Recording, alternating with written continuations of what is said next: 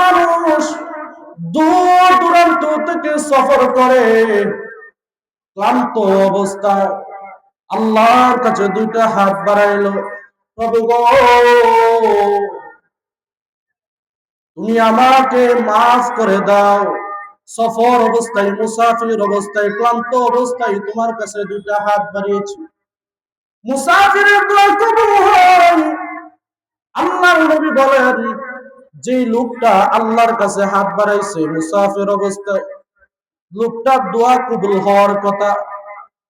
আল্লাহর নবী বলেন, এমন অবস্থায় লোকটার পরনের পোশাকটা হারাম টাকায় কিনা, লোকটা হারাম বক্ষণকারী, জবান দিয়ে হারাম ঢোকায়, হারাম খাদ্য জবান দিয়ে ঢোকায়, এই লোকটা যদি আল্লাহর কাছে দুইটা হাত বাড়াইয়া বলে, অথচ তার পোশাক হারাম, তার পানীয় হারাম, এই দোয়াটা আল্লাহর কাছে কিভাবে কবুল হবে বলো?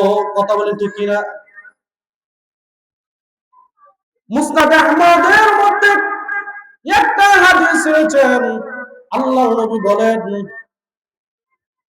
যে কোন মান ইস্তারা সাউবান, যে ব্যক্তি একটা কাপড় ক্রয় করলো 10 টাকা 10 দিরহাম দিয়া, 10 দিরহামের মধ্যে 9টা দিরহাম হালাল, একটা দিরহাম হারাম উপার্জিত, 1 টাকা হারামে মিশ্রিত আছে। আল্লাহর নবী বলেন, ওই পোশাকটা পরে যদি সে সিজদা করে, সে যদি নামাজ পড়ে, সে যদি ইবাদত করে, 1 টাকা হারাম মিশ্রিত পোশাকের মধ্যে হারাম টাকা থাকার কারণে এই পোশাক পরে নামাজ পড়লে, সিজদা দিলে আল্লাহ কবুল করবে না। কথা বলেন ঠিক কিনা? কারণ ইবাদত কবুল হওয়ার জন্য কি হালাল শর্ত। হযরত আবু বকর সিদ্দিক রাদিয়াল্লাহু তাআলা আনহু, ওনার একজন গোলাম ছিলেন, চুক্তিবদ্ধ গোলাম। যে ব্যক্তি, যেই গোলাম প্রত্যেক দিন দৈনন্দিন কাজ করে, কাজ করার পর উনাকে উপার্জিত সম্পদ আইনা দিতেন।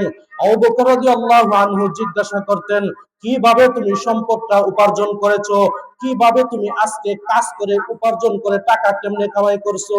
জিজ্ঞাসা করতেন। হালাল হইলে খাইতেন, আর হারাম হইলে খাইতেন না, পছন্দ হইলে খাইতেন, নাইলে আর খাইতেন না।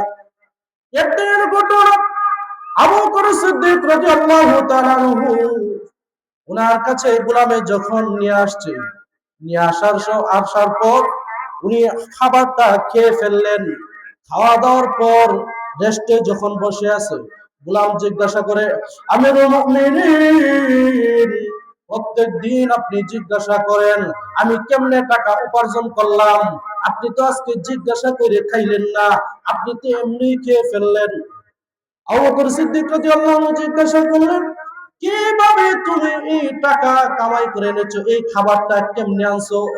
উনি বলেন, হুজুর, প্রত্যেক দিন আমি কোনো না কোনো কাজ করে আনতাম, আজকে কোনো কাজ পাই নাই।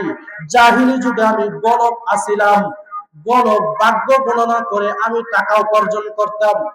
আজকে কাজ না পাওয়ার কারণে ওই ভাগ্য গণনা এক ব্যক্তির করলাম, কিন্তু আমি ভালো জ্যোতিষী ছিলাম না।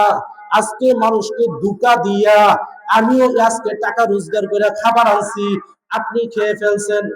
আবু বকর সিদ্দিক রাদিয়াল্লাহু আনহু বলেন, হে অপদার্থ, তুই তো আমাকে জাহান্নামী বানিয়ে দিবি, তুই যে আমারে হারামটা খাওয়াইলি।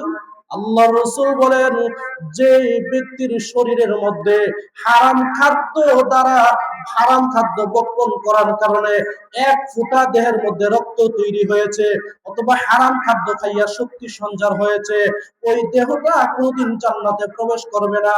এই কথা বলে উনি মুখের ভিতরে হাত ঢুকাইয়া দিলেন, হাত ঢুকাইয়া বমি করার চেষ্টা করলেন, বমি হইতেছে না। মানুষে বলতেছে, আমিরুল মুমিনিন, আপনি বেশি করে পানি খান, পানি খাইয়া হাত ঢুকাইলে বমি হয়ে বের হয়ে যাবে। কথা বলেন ঠিক কিনা? পরামর্শ দিছে।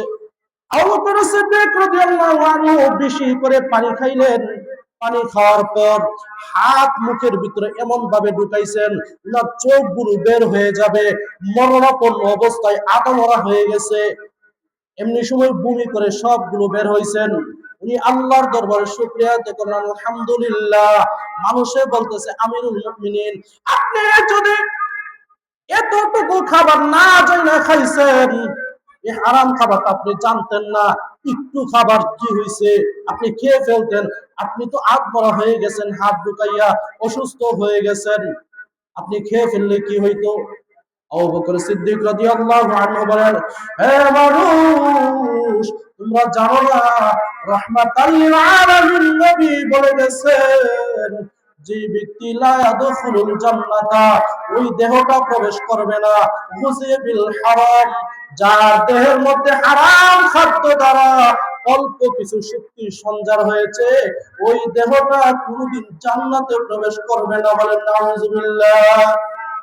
মানুষের সম্পদ আত্মসাৎ করেওয়ালা আছে না নাই?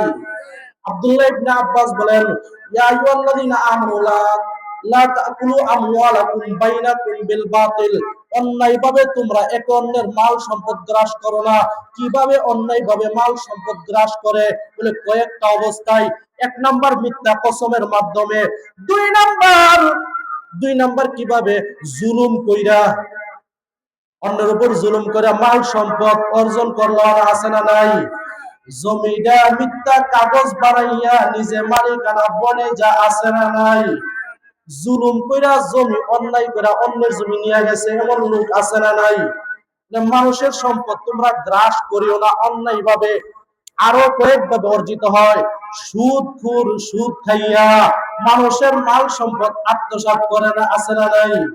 ঘুষের মাধ্যমে মানুষের মাল সম্পদ আত্মসাৎ হয়, জুলুমের মাধ্যমে মানুষের মাল সম্পদ আত্মসাৎ হয়, সুদের মাধ্যমে হয়, লটারির মাধ্যমে হয়, জুয়ার মাধ্যমেও আত্মসাৎ হয়। কথা বলেন ঠিক কিনা?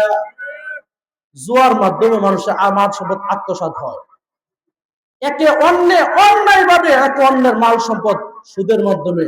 যে সুদ খায়, সুদখোরের ভিতরে দয়া মায়া আছে নি? কথা বলেন না কেন? সুদখোরের ভিতরে দয়া মায়া আছে? গরিব হইলেও তার কোনো ছাড় নাই, আছে না নাই? কথা বলেন। কিতাবে একটা ঘটনা আছে, এক সুদখোরের ঘটনা। হযরত হাবিব আজমি রাহমাতুল্লাহি আলাইহি, বিখ্যাত বড় আল্লাহর ওলি, প্রথমে সুদখোর ছিলেন। কেমন বড় সুদখোর! এক গরিবের বাড়িতে গেছে সুদের টাকা উসুল করার জন্য। সুদের টাকার জন্য যখন গেছে, লোকের বাড়ি থেকে পালিয়ে গেছে, কারণ দিতে পারে না, অভাবের কারণে ঘরে কোনো খাবার নাই। বিবিরে গিয়ে বলতেছে, তোর স্বামী কই? আমার স্বামী কই জেনে গেছে আমি জানি না। তোর স্বামীর কাছে সুদের লাভ আজকে দেওয়ার কথা, এক সপ্তাহ যাবত ঘুরাইতেছে, আজকে না নিয়ে যাব না, ঘরে যা আছে তাই নিয়ে যাবো, আজকে না দিলে। দেখেন, আমাদের ঘরে 3 দিন যাবত চুলায় আগুন জ্বলে না, আপনি কি নিবেন? শুধু আজকে 2 দিন যাবত শুধু পানি খাওয়ার সময় কাটাইতেছি, আজকে একটা ছাগলের বকরির মাথা আছে, এটা রান্না করে আজকে 2 দিন পরে খাবার খাবো। হযরত হাবিব আজমি বলেন, তোর এই ছাগলের মাথা খাওয়ার অধিকার নাই, আমাকে 1 সপ্তাহ যাবত সুদের লাভ দিবি পার করতেছো, সুতরাং আমি সুদের উসুল হিসাবে, লাভ হিসাবে ছাগলের বকরির মাথাটা নিয়ে নিলাম। নিয়ে যখন চলে গেলেন, বাড়িতে গিয়ে হাবিব আজমি তার ওয়াইফকে, বিবিকে বলতেছে, সুদের টাকা দিতে পারে নাই, ছাগলের মাথা নিয়ে আইছি, ভালো করে রান্না কর। বিবি যখন রান্না করছেন, রান্না করার পর যখন স্বামীর সামনে এনে দিছেন, যখন মুখে নিবে এমন সময় খাবারটা রক্তে পরিণত হয়ে গেছে, রক্ত হয়ে গেছে, আর খাদ্য হিসাবে নাই। উনি বলেন, কি ব্যাপার? এত বড় জঘন্যতম অপরাধ! খাবারটা সুদের খাবার, সুদের লাভ অংশ হিসাবে ছাগলের মাথা রান্না করছি খুব মশলা দিয়ে, এখন দিয়ে রক্ত হয়ে গেছে। আল্লাহ তাআলা বুঝাইতেছেন, আরে হাবিব আজমি, জুলুম করে যে সুদের টাকা উসুল করো তুমি, তোমার জন্য এটা হালাল নয়। আমি আল্লাহ এটা দিয়ে তোমার দেখায় দিলাম। ওই দিন থেকে তিনি নিয়ত করেছে, তিনি ওই দিন থেকে ছাইরা দিছে, আল্লাহ আর সুদ খাইতাম না, আর সুদ তুলতাম না, সুদের লাভ আর আনতাম না। যারে যেভাবে টাকা দিয়েছি, যারে যেভাবে সুদি যেমনে লাগাইছি, সব আসল সহ সব আমি মাফ করে দিলাম, আর আনতাম না। আজকে থেকে তওবা করলাম, আর কোনদিন সুদের খাতায় নাম উঠাইতাম না। আল্লাহ বলে, হাবিব আজমি, তুমি যে তওবা করেছো, আমি আল্লাহ তোমার নামটা ওলির খাতায় উঠাইয়া দিলাম। এর আগে হারাম খাদ্য খাইয়া উনার